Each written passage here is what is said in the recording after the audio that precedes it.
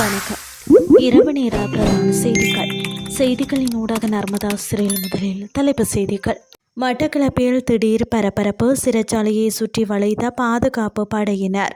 பேராதனை பல்கலைக்கழக கல்வி நடவடிக்கைகள் திங்கள் முதல் மீள ஆரம்பம், விடுதி மாணவர்களுக்கு முக்கிய அறிவிப்பு.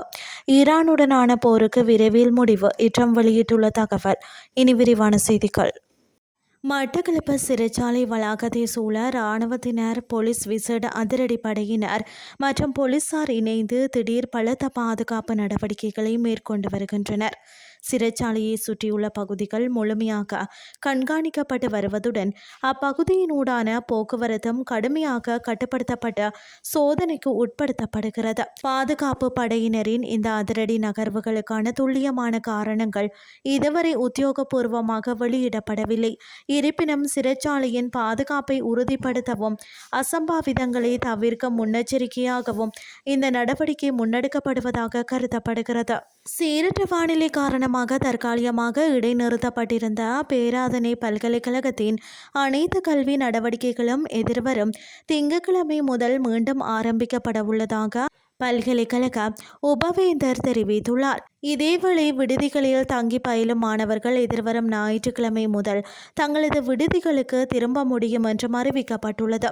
நாட்டில் நிலவிய நிலச்சரிவு மற்றும் வெள்ள அபாயம் காரணமாக மாணவர்களின் பாதுகாப்பை கருத்தில் கொண்டு இந்த வகுப்புகள் தற்காலிகமாக நிறுத்தப்பட்டிருந்தன. தற்போது வானிலை சீரடைந்து வருவதை தொடர்ந்து அனைத்து பீடங்களின் கல்வி செயற்பாடுகளும் வழமை போல் முன்னெடுக்க தீர்மானிக்கப்பட்டுள்ளது. இனி வெளிநாட்டு செய்திகள். ஈரானுடனான போர் விரைவில் முடிவுக்கு வரும் என்று நம்புவதாக அமெரிக்க ஜனாதிபதி டொனால்ட் ட்ரம்ப் தெரிவித்துள்ளார்.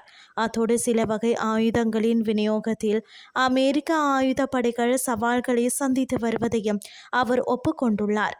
ஓவல் அலுவலகத்தில் பேசிய அவர், போர் மிக விரைவில் முடியும் என்றும் ஈரானால் நீண்ட காலம் தாக்குப்பிடிக்க முடியாது என்றும் தெரிவித்துள்ளார். ஈரானுடனான 5 மாத போரின் போது அமெரிக்க இராணுவம் தனது அதிதுல்லியமான நீண்ட தூர ஏவுகணைகளின் உலகளாவிய கையிருப்பில் பெரும் பகுதியை முடித்துவிட்டதாக சர்வதேச ஊடகங்கள் செய்தி வெளியிட்டிருந்தன. இது குறித்து எழுப்பப்பட்ட கேள்விகளுக்கு பதிலளித்த ட்ரம்ப், அமெரிக்காவிடம் சில குறிப்பிட்ட சக்தி வாய்ந்த ஆயுதங்கள் கிட்டத்தட்ட வரம்பற்ற அளவில் கையிருப்பில் உள்ள போதிலும் மற்ற சில ஆயுதங்களின் விநியோகம் சற்று குறைவாகவே உள்ளது என்பதை ஏற்றுக்கொண்டுள்ளார். மேலும் நிலைமையை சமாளிக்க பேட்ரியாட் மற்றும் டோமாஹாக் ஏவுகணைகளுக்கான வசதிகள் உட்பட கூடுதல் உற்பத்தி ஆலைகளை அமெரிக்க பாதுகாப்பு நிறுவனங்கள் கட்டியெழுப்பி வருவதாகவும் அவர் கூறியுள்ளார். செய்திகள் யாவும் நிறைவடைகின்றது.